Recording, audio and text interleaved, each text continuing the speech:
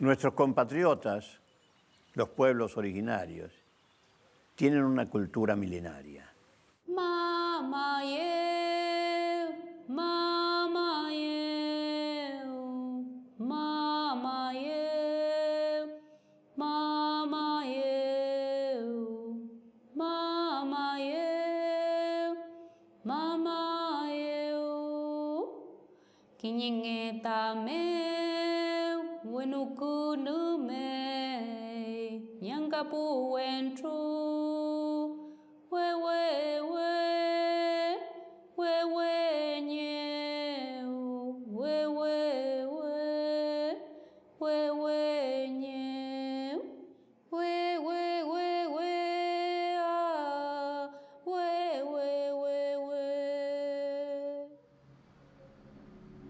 Buenos Aires, 1813. Esa increíble asamblea de patriotas que va a declarar la libertad de vientres, la libertad de los esclavos. Pero desgraciadamente, gobernantes argentinos como Rivadavia, va a empezar el exterminio de los ranqueles con el coronel Rauch.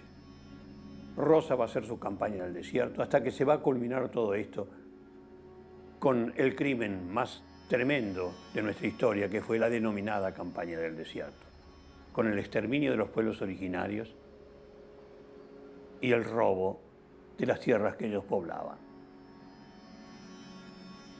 Y esos indios y sus mujeres y sus niños fueron esclavizados.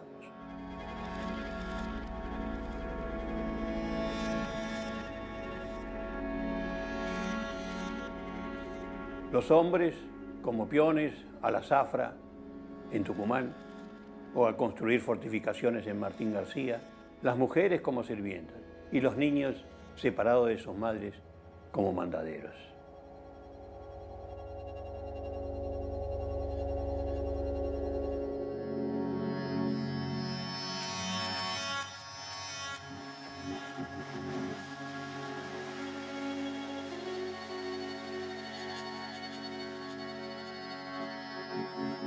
En la Argentina, el 63,1% de la población tiene sangre de los pueblos originarios. Esto es irrebatible, en gran parte a través del criollo, del mestizo.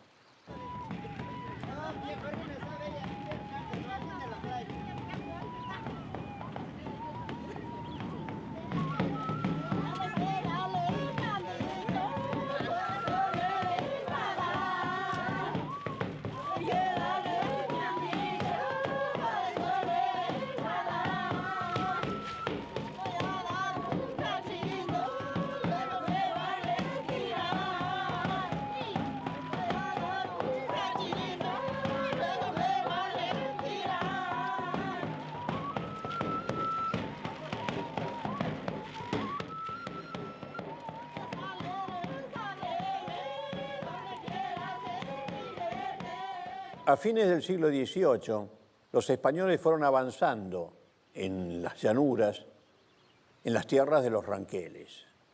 En esos establecimientos trabajaban europeos, pero por supuesto también los esclavos africanos y los pueblos originarios. La frontera natural, digamos, era el río Salado. Castelli escribió el documento de Tiahuanaco, en el que señalaba que la Revolución de Mayo también se ha hecho para los pueblos originarios y que con ellos tenemos que trabajar, aprender de su cultura, repartir lo que nosotros traemos de la sabiduría europea en cuanto a ciencias y conectarnos con la cultura y el amor a la naturaleza de esos pueblos. Pero la tentación de apoderarse de la tierra de los pueblos originarios fue muy fuerte.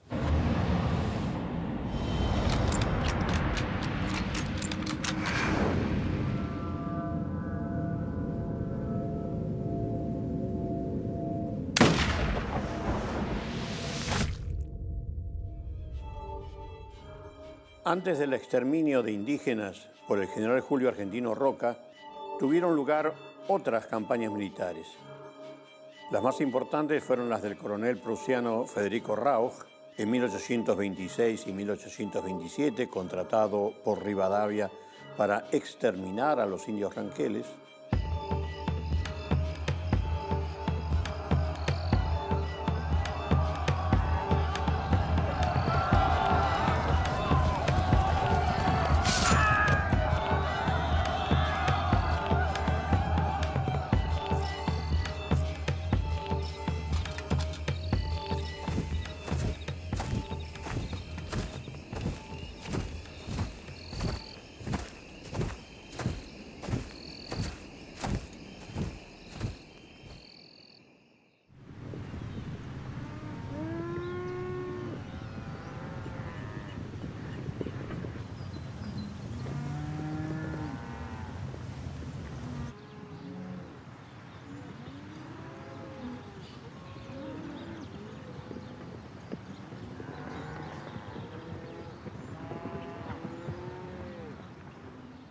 Alsina, para detener a los pueblos originarios que avanzaban para llevarse alimentos, ideó la denominada Zanja de Alsina.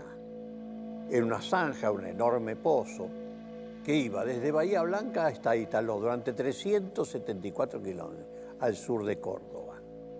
¿Y por qué lo hacía Alsina esto?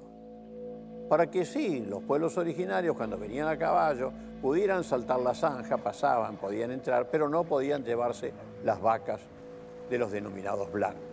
No podían llevarse las vacas porque las vacas no podían saltar esa zanja. Bien, esto fue un proyecto que trató de llevarse a cabo, pero no se terminó. Pero si bien estas misiones militares tenían como objetivo dominar a los indígenas y conquistar sus tierras, las mismas no fueron realizadas con la crueldad del sucesor de Alsina en el Ministerio de Guerra de Avellaneda, el general Julio Argentino Roca.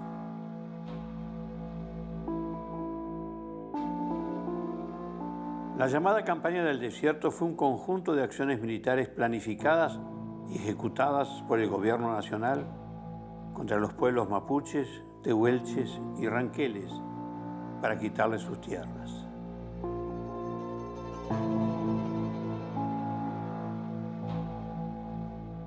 Roca, en contraste con Alsina, planificó extinguir a los aborígenes. Para llevar a cabo este plan, el 4 de octubre de 1878 fue sancionada la ley número 947 que destinó 1.700.000 pesos para llevar la frontera hasta los ríos Negro, Neuquén y Agrio. La ley Avellaneda, que es la ley que financia con un bono, que suscriben principalmente los integrantes de la sociedad rural argentina, entre ellos José Martínez de Hoz, uno de los hombres más ricos del país, que compra él solo 2.500.000 hectáreas a precio vil, y otros 30 propietarios que compran más de 100.000 hectáreas, y en total toda la Patagonia, donde entran varios países de Europa, está en manos de unos 600 propietarios latifundistas.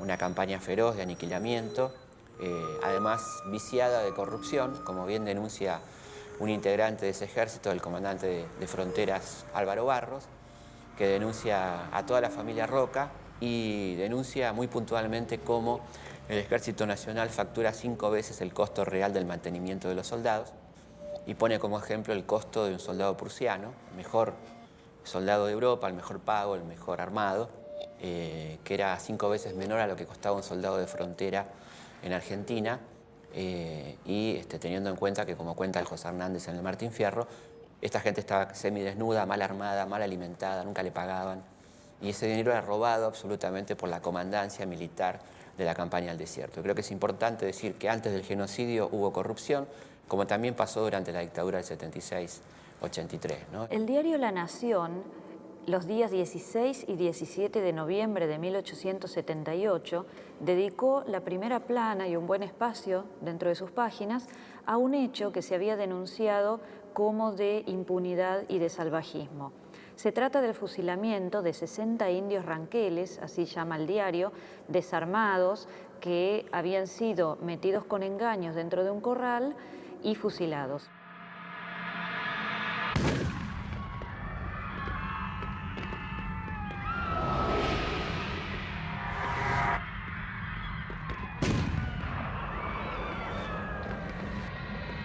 No hay cifras precisas sobre lo que fue la matanza, son cifras bastante imprecisas, pero se puede hablar entre 10.000 y 14.000 la cifra de muertos en el total de la campaña del desierto, más unos 14.000 prisioneros que fueron llevados caminando hasta los puertos atlánticos, de ahí a la isla Martín García, y de ahí al hotel de inmigrantes, donde fueron repartidos los niños y las chinas, como decían los avisos, las crías, entre las familias pudientes como criados o como mucamas o cocineras, las mujeres como si se tratara de animales domésticos, ¿no? Esto llevado adelante por las damas de beneficencia, que eran las mujeres de la alta sociedad, de los maridos de maledicencia.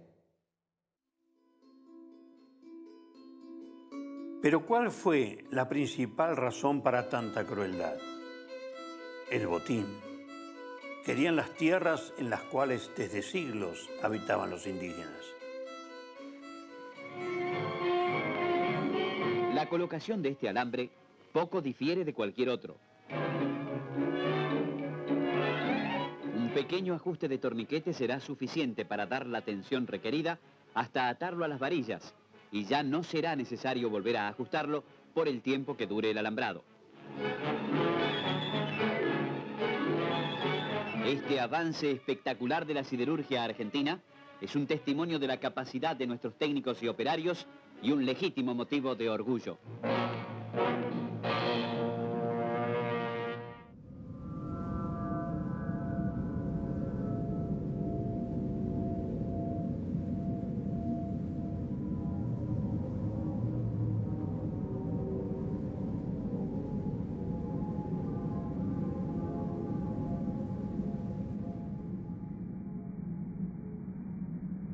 El gobierno publicó un informe elaborado por la autodenominada Comisión Científica que acompañó a Roca en el exterminio. Allí no dan vueltas acerca del objetivo que los militares tenían en mente. Se trataba de conquistar un área de 15.000 leguas cuadradas, ocupadas cuando menos por unas 15.000 almas, pues pasa de 14.000 el número de muertos y prisioneros que ha reportado la campaña. Los esfuerzos que habría que hacer para transformar estos campos en valiosos elementos de riqueza y de progreso no están fuera de proporción con las aspiraciones de una raza joven y emprendedora. Por otra parte, que la superioridad intelectual, la actividad y la ilustración que ensanchan los horizontes del porvenir y hacen brotar nuevas fuentes de producción para la humanidad, son los mejores títulos para el dominio de las tierras nuevas. Precisamente al amparo de estos principios se han quitado estas a la raza estéril que las ocupaba. A confesión de parte, relevo de pruebas.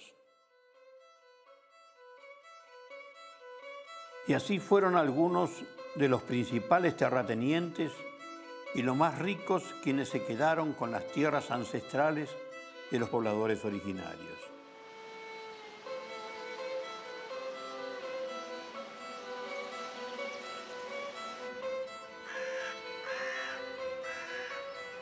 José Martínez de Hoz, el primer presidente de la Sociedad Rural Argentina y bisabuelo del ministro de Economía de Videla, obtuvo de esta forma 2.500.000 hectáreas, un territorio más grande que la República del Salvador, en la cual viven casi 6 millones de personas.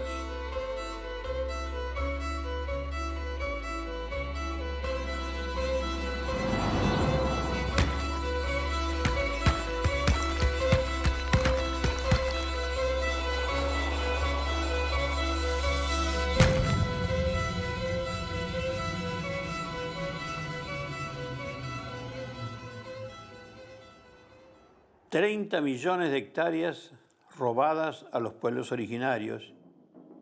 Se las repartieron entre los más ricos con la llamada campaña del desierto.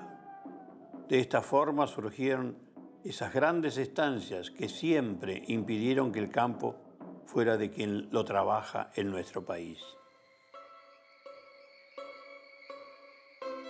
En realidad, se trató de una continuación de las políticas hispánicas de exterminio de los indígenas por las burguesías criollas de la naciente Argentina.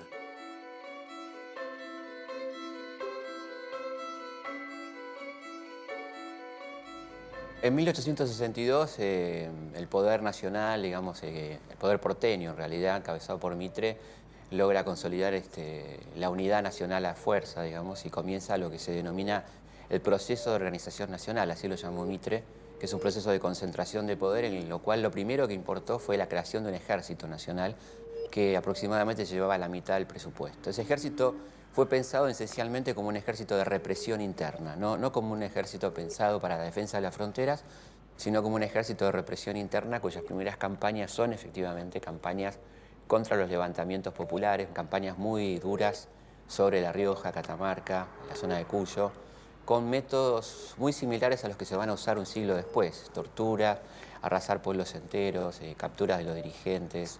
Y por eso es tan exacto el nombre que le va a dar Videla y Martínez de Hoz a su golpe de Estado, que es proceso de reorganización nacional, que de alguna manera respeta las pautas de aquel primer proceso, ¿no?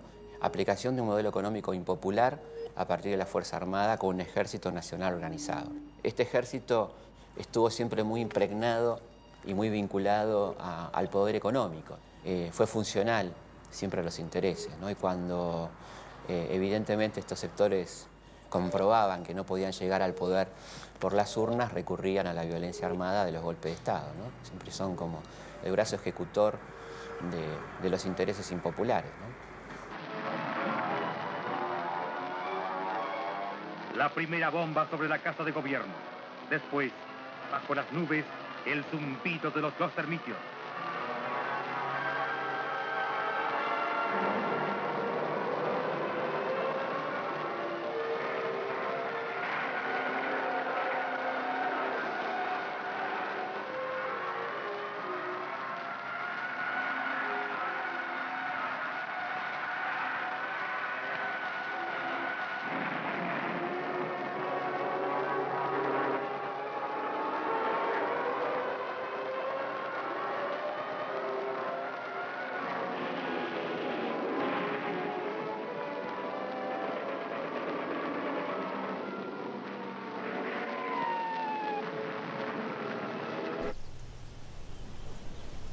En mi investigación histórica acerca de las huelgas patagónicas en 1921, llamada la Patagonia Rebelde, probé que el ejército argentino durante la primera presidencia del presidente radical Irigoyen asesinó a 1.500 trabajadores rurales en la Patagonia, muchos de los cuales eran mapuches y tehuelches.